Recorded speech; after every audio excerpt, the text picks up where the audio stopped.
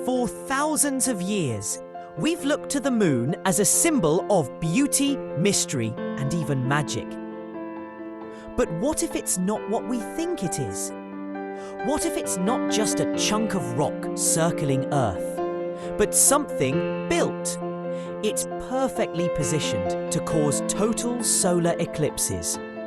The moon is strange. It's the fifth largest moon in the solar system, yet it orbits a relatively small planet. When Apollo astronauts placed seismic sensors on the moon, something bizarre happened. A massive machine quietly orbiting us for eons. Something incredibly rare. It always shows us the same face, like it's hiding something. After the first stage of the Saturn V rocket crashed into it, the moon vibrated for nearly an hour. It didn't echo like a rock, it rang like a bell. Could the moon be hollow? Could it be artificial? Or worse? Could something inside it be waking up? A 11-year-old boy with a telescope and a big imagination noticed something strange one night. A ripple, like a shimmer of metal, flickered across the moon's surface. He thought it was a glitch, until it happened again. Meanwhile, across the world, seismic monitors picked up new vibrations from the moon. Unnatural, rhythmic, precise. Probes launched to investigate the disturbance, and what they found stunned scientists. Massive hexagonal structures buried beneath the regolith. A pattern, a design. Then it happened. A crater shifted. A panel opened with a shining metallic door, and the moon blinked. A deep pulse rippled through space into the vast universe. Not just sound, not just light. Scientists exchanging terrified looks at data spikes. It was a signal. Earth bathed in a subtle energy wave from the moon, and humanity had just triggered it. As crazy as it sounds, the idea of the moon being artificial isn't new. Some scientists and fringe researchers have pointed out that the moon's orbit and density are suspiciously perfect. It's the only large moon in the solar system that orbits so close to its planet in such a stable path. Its surface is covered in shallow craters, indicating something might be absorbing impacts underneath. And get this, lunar rocks brought back from the Apollo missions are older than Earth itself. Some theories of few scientists around the world suggest that if an ancient advanced civilization ever existed in the universe, human or alien, building a massive observation platform disguised as a moon would be genius. It could track planets, monitor species, or even preserve life.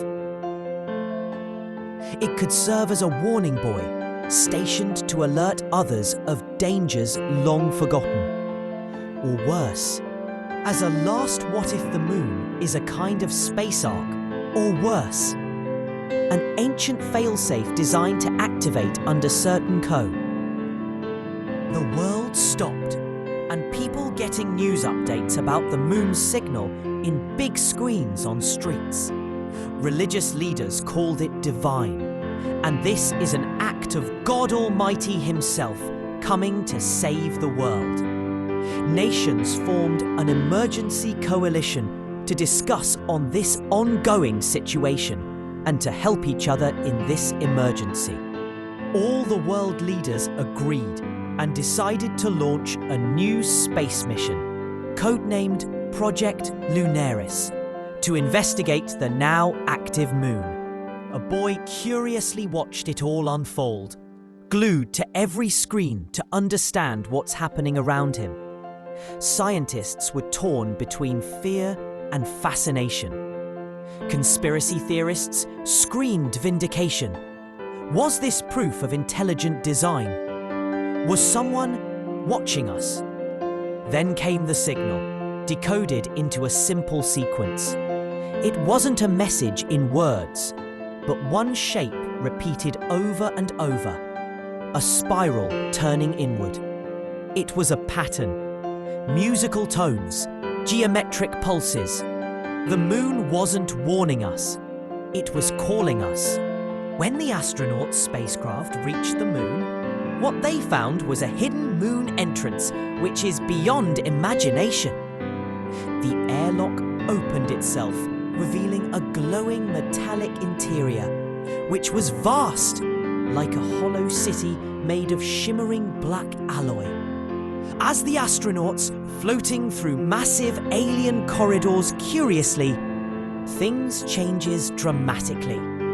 They came up on walls curved in impossible geometry, which they have never experienced before, and the gravity shifted unpredictably. In the central chamber was a vault, glowing DNA helix chambers possibly belongs to humans, star maps of all the galaxies which humans have ever discovered, and others which we never heard of, and even holographic projections of extinct species ever walked on Earth, including early humans.